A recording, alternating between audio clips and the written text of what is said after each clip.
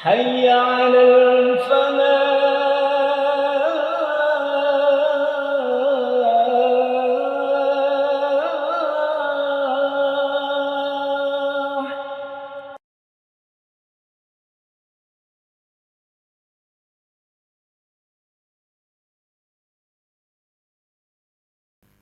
Assalamualaikum warahmatullahi wabarakatuh. Alhamdulillahi rabbil alamin, wassalatu wassalamu ala asrafil anbiya wal mursalin, wa ala alihi wa sahbihi ajma'in, amma ba'd. Para jamaah salat subuh rahimani wa rahimakumullah. Alhamdulillah, hanya segala puji kepada Allah atas segala karunia yang Allah berikan kepada kita hingga saat ini. Mudah-mudahan nikmat iman dan nikmat Islam selalu bersama kita sampai kita berpulang menghadap Allah, mudah-mudahan dalam keadaan husnul khatimah. Amin. Para jamaah yang kami hormati, Nabi Ibrahim alaihissalam, selain beliau renovasi Ka'bah, beliau juga menanamkan nilai-nilai syariat, akhlak di Mekah, dan itu selalu ada sampai nilai-nilai ini, akhlak syariat di kota Mekah itu dia mulai hilang seiring dengan bangsa Arab terjebak dalam kekafiran, dalam kemusyrikan. Terus menerus sehingga Nabi Muhammad SAW diutus, sehingga beliau mengatakan, innama bu'istu liutammima makarimal akhlak. Sesungguhnya aku diutus untuk menyempurnakan akhlak. Nabi SAW menyempurnakan yang masih terdapat kekurangan-kekurangan.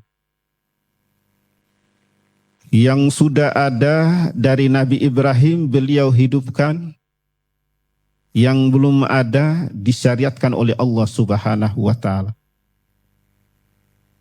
Dikala dakwahnya Nabi ini dengan lemah lembut, sehingga Allah Subhanahu wa Ta'ala berfirman dalam surat Al-Qalam ayat 4, wa innaka la'ala khuliqin azim. Sesungguhnya engkau Muhammad memiliki budi pekerti yang baik. Ibnu Katsir dikala menjelaskan ayat ini, beliau berkata, qala Ibnu Abbas, wa innaka la'ala dinin azim, wa qala Atiyah, la'ala adabin azim. Ibnu Abbas berkata, yang dimaksud dengan ayat ini, sesungguhnya engkau wahai Muhammad memiliki berada pada agama yang mulia, yaitu Islam. Sedangkan seorang ulama bernama Atiyah mengatakan bahwa yang dimaksud pada ayat ini adalah sesungguhnya engkau wahai Muhammad memiliki adab yang mulia.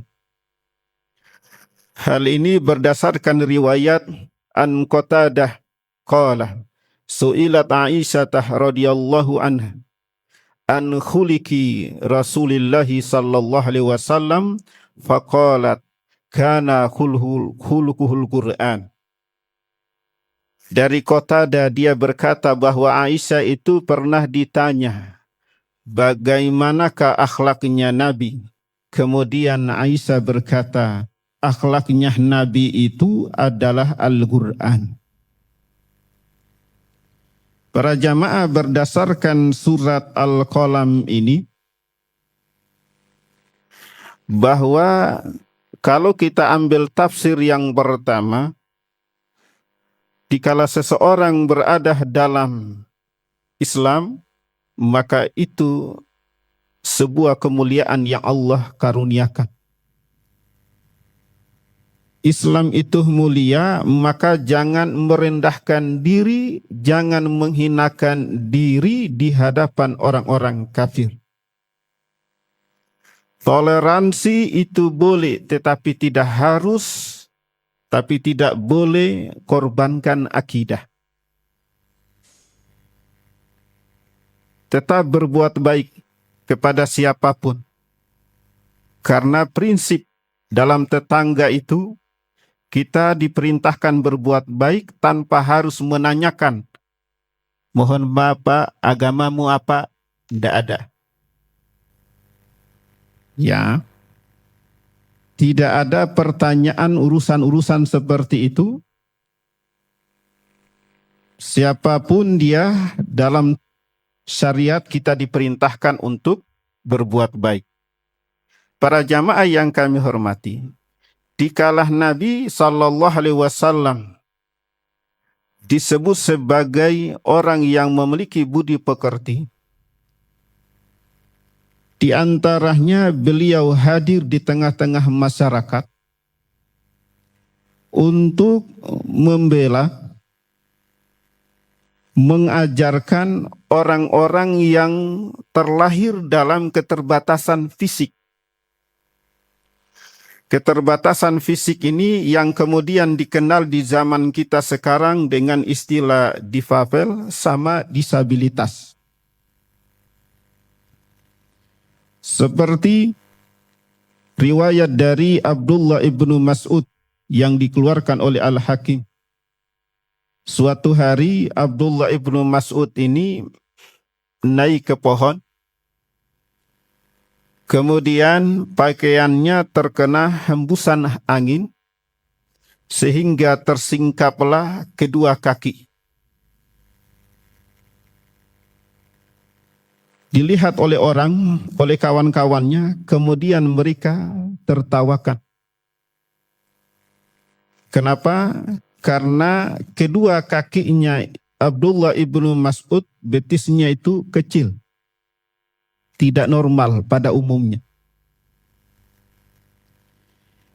Orang-orang tertawakan Abdullah ibnu Mas'ud dan itu didengar oleh Nabi.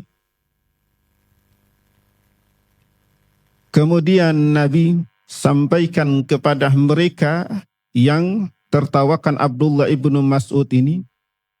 Beliau berkata, "Wallazi nafsi biyadihi lahuma asqalu fil mizan min Uhud." Demi zat yang jiwaku berada di tangannya, sungguh kedua betisnya itu lebih berat di timbangan dibandingkan dengan gunung Uhud. Artinya, sekiranya kedua betis yang cacat ini, Abdullah ibnu Mas'ud, diletakkan di daun timbangan sebelah kanan, sedangkan gunung Uhud diletakkan di timbangan sebelah kiri, maka yang memiliki bobot paling berat adalah kedua betisnya Abdullah ibnu Mas'ud. Dia cacat, tapi itu tidak menjadi pertimbangan. Cacat, tapi dia beriman dan bertakwa. Itu sebabnya Nabi SAW sampaikan, "Innallaha la yanzuru ila ajsadikum wala suwarikum walakin yanzur ila qulubikum." Sesungguhnya Allah tidak melihat rupahmu, fisikmu, tidak melihat rupahmu, tapi yang dilihat adalah hatimu, yaitu ketakwaan kepada Allah Subhanahu wa Ta'ala. Kemudian para jamaah, ada satu kejadian juga. Ada seorang yang bernama Zaid bin Qais. Suatu hari ada orang datang. Kemudian Zaid bin Qais ini berkata begini, "Ibnu Fulana, kulo Ibnu Fulana." Itu didengar oleh Nabi SAW. Kemudian Nabi berkata begini, Man az-zakiruna fulana. Siapa itu yang ngomong fulana itu? Lalu Zaid berkata, Ana ya Rasulullah, saya ya Rasul. Para jamaah yang kami hormati, Ibnu Fulana ini, wallahu alam, apakah itu dilihat apakah karena fisiknya hitam, apakah dia dilihat dari sisi statusnya, misalnya binti Fulana, apakah itu anak zina? Binti Fulana kalau kita terjemahkan zaman sekarang anak mama, ya ini perlu pengkajian lebih dalam. Intinya Zaid bin Qais ini memanggil seseorang dengan ejekan. Kemudian Nabi SAW berkata kepada Zaid bin Qais, Unzur fi wujuhihim, coba kau perhatikan wajah-wajah mereka. Setelah diperhatikan wajah orang-orang yang ada di sekitar itu, kemudian Nabi berkata begini, Ma ra'aita, apa yang kau lihat dari wajah-wajah itu? Dia berkata, Ra'aitu afyadah, saya melihat ada wajah yang warna putih, warna merah, dan ada yang warna hitam. Kemudian Nabi SAW berkata begini, Unzur fa innaka lasta bi khairin min ahmari wala aswadin illa an tabdolahu bittaqwa. Perhatikan dirimu. Kebaikan itu bukan karena kau berasal dari kulit merah, tidak. Bukan kau berasal dari kulit yang hitam, tidak. Tetapi keutamaan kalian itu dikarenakan takwa kepada Allah Subhanahu wa Ta'ala. Dari kejadian inilah yang kemudian Allah Subhanahu wa Ta'ala menurunkan firman-Nya surat Al-Hujurat ayat 13. Inna akramakum indallahi atqakum. Sesungguhnya orang yang paling mulia di antara kalian adalah orang yang paling bertakwa. Kalau dalam riwayat yang lain itu disebutkan bahwa ketika terjadi penaklukan kota Mekah, Bilal bin Rabah ini dia naik ke atas Ka'bah, kemudian dia komandankan azan. Allahu Akbar, Allahu Akbar. Orang-orang Arab melihat siapa itu yang azan itu. Seraya berkata, apa Muhammad enggak bisa cari orang lain? Mereka meremehkan siapa? Bilal.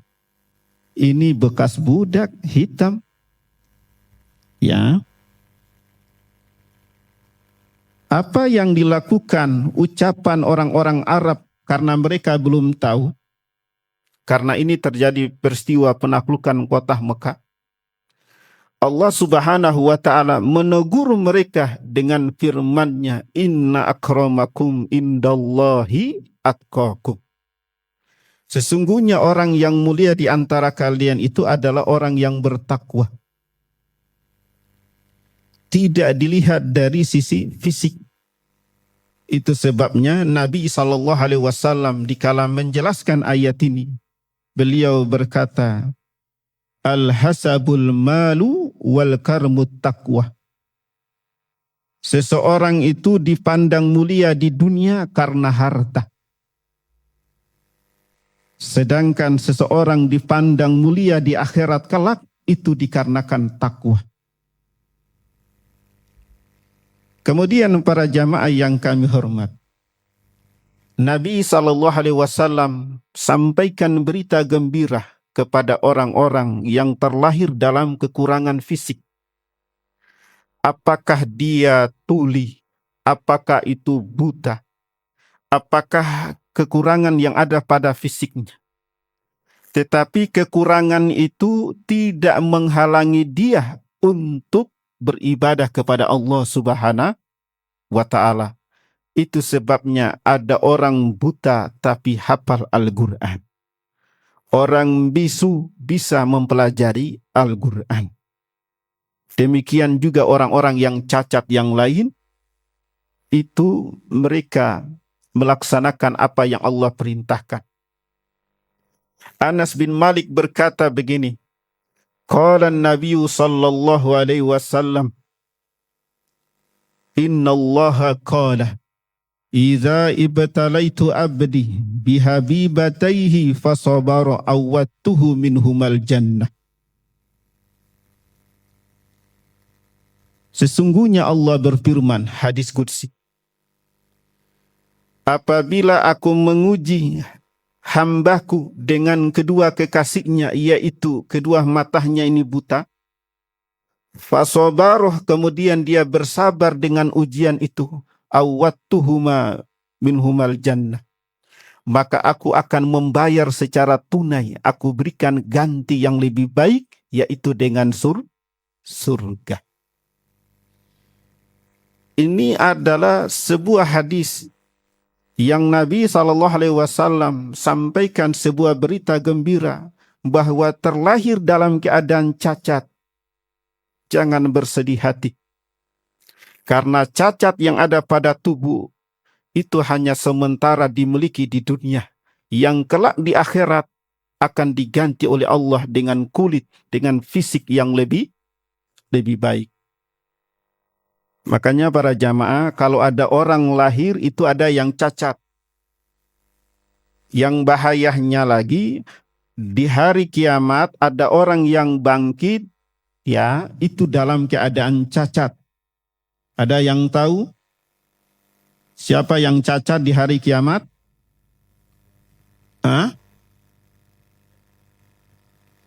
Misalnya Allah Subhanahu wa Ta'ala kabarkan dalam surat Toha ayat 124. Wa man a'rada an zikri fa inna lahu ma'isyatan dongkah wa na'syuruhu yaumal qiyamati a'ma. Barang siapa yang berpaling dari peringatanku, maka sungguh baginya kehidupan yang sempit, dan kami kumpulkan dia dalam keadaan buta, cacat karena berpaling dari peringatan Allah. Kemudian juga ada suami-suami yang pada hari kiamat posisi bahunya miring. Ada yang tahu apa sebabnya?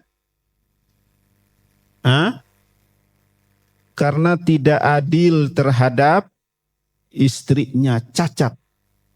Ya. Kemudian para jamaah yang kami hormati, Nabi SAW selain membela orang-orang yang keterbatasan dalam fisik, beliau sampaikan kabar gembira kepada orang yang keterbatasan fisik. Nabi juga mengajarkan tentang ad-din, tentang Islam kepada mereka.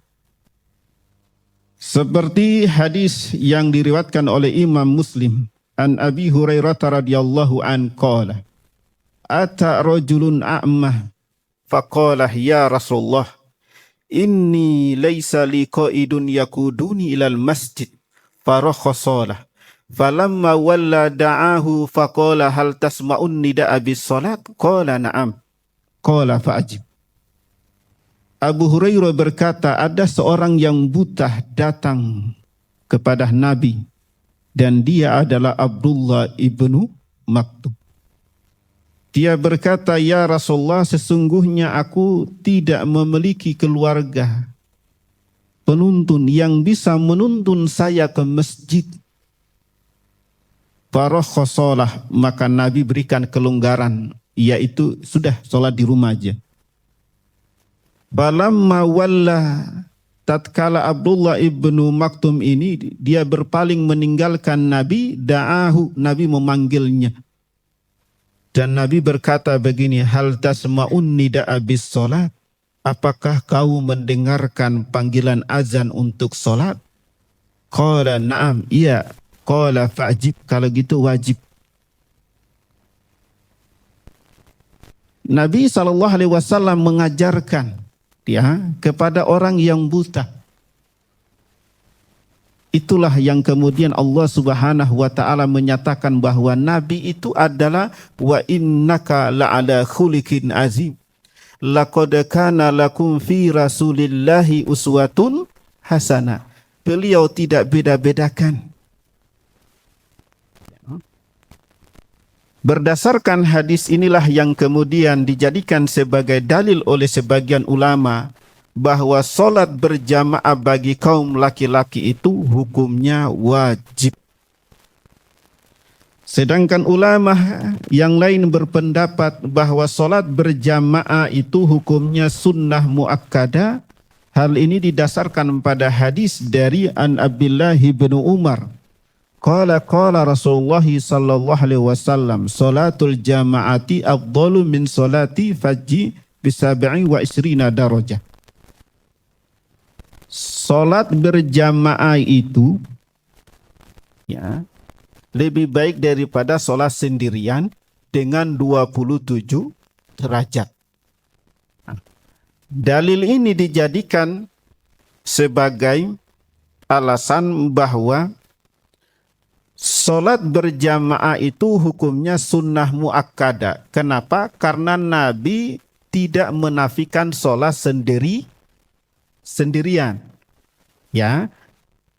Jadi Nabi sampaikan salat berjamaah itu lebih utama daripada salat sendirian. Artinya Nabi tidak menafikan salat sendirian. Nabi menyampaikan bahwa antara berjamaah sama sendirian itu masih afdal salat berjamaah. Ini diperselisihkan. Kemudian para jamaah yang kami hormati, Nabi SAW mengajarkan kepada kita bahwa seseorang itu mulia tidak dipandang dari fisik, tidak dipandang dari status. Terdapat dalam riwayat hadis yang lain bahwa Nabi mengatakan orang Arab itu bukan lebih utama daripada orang non-Arab. Demikian juga orang non-Arab itu bukan berarti lebih utama daripada Arab. Kata Nabi, dikatakan mulia itu dikarenakan takwa. Ada seorang wanita, putri dari Abu Lahab, bernama Durra binti Abu Lahab. Dia ini masuk Islam di Mekah, kemudian ikut hijrah ke Madinah. Ya, dia memiliki 3 saudara. Ada yang tahu namanya? Saudaranya ada Utbah bin Abu Lahab, ada Utaibah bin Abu Lahab, ada Mu'attab bin Abu Lahab. 3 masuk Islam, ya, sedangkan satunya mati dalam keadaan kafir, yaitu Utaibah. Utaibah ini menikah dengan putrinya Nabi bernama Ummu Kulsum. Dikala Nabi diangkat sebagai Rasul, Abu Lahab ini langsung berubah sikap dan dia menekan kepada anaknya yaitu Utaibah untuk menceraikan istrinya. Ya. Akhirnya Utaibah ini mengembalikan Ummu Kulsum ke Nabi seraya mengucapkan kata-kata yang menyakitkan kepada Nabi, dan dia sempat bajunya Nabi itu disobek. Kemudian Nabi berdoa begini, Allahumma sallid alaihi kalban min kilabik faqatalahul hasad.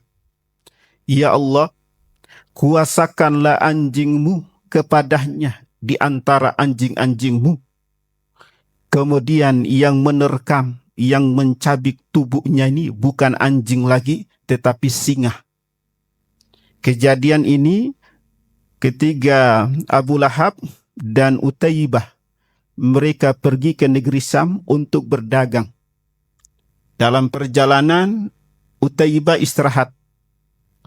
Kemudian datanglah seekor singa mencengkeramnya, ya, tubuhnya disobek, dan ayahnya Abu Lahab mencoba memisahkan, mencegah.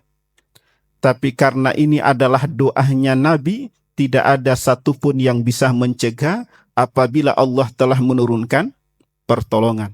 Nah, Durrah binti Abu Lahab ini meriwayatkan hadis. Dia berkata, qama rajulun ilan Nabi sallallahu alaihi wasallam wa huwa 'alal mimbar. Faqala ya Rasulullah ayyun nasi khairun? Qala khairun nas aqra'uhum wa atqahum lillahi azza wa jalla wa amarahum bil ma'ruf wa anhahum 'anil munkar wa awsaluhum lirrahim, rawahu Ahmad. Ada seorang yang berdiri mendatangi Nabi, saat itu Nabi berada di atas mimbar. Dia berkata, ya Rasul, orang yang baik itu seperti apa? Kemudian kata Nabi, orang yang baik itu adalah orang yang baca Al-Quran. Nabi tidak menyebutkan fisik, tapi menyebutkan amal-amal yang dilakukan oleh seseorang. Para jamaah baca Al-Quran. Sebagaimana juga dalam riwayat yang lain Nabi sampaikan, khairukum man ta'allamal Qur'an wa 'allamahu. Sebaik-baik kalian itu adalah orang yang belajar Al-Quran dan mengajarkannya. Untuk itu para jamaah jangan sampai merasa cukup dengan bacaan yang ada. Terus ditingkatkan bacaan. Ya, jangan sampai bacaan tasdid tidak ditasdidkan. Ya, seperti apa? Misalnya baca surat Al-Lahab. Tabat yada abi lahabi. Sudah bisa baca, tapi perlu ditingkatkan. Ya. Ina atoina kal kausar, ditingkatkan. Karena ngaji itu dikala seseorang sudah sampai kepada Al-Quran dan sudah hatam, tidak ada istilah pensiun. Ya, terus ngaji. Sampai kapan? Sampai dijemput oleh malaikat maut. Seperti kejadian di mana itu, Surabaya Barat itu ya, mungkin yang sudah viral itu, selesai ngaji taksin, praktek jadi imam. Ya, pada sampai bacaan ihdinas siratal mustaqim, jatuh wafat. Ya, itulah Nabi sampaikan, innamal a'malu bi khawatimi. Sesungguhnya amal-amal itu tergantung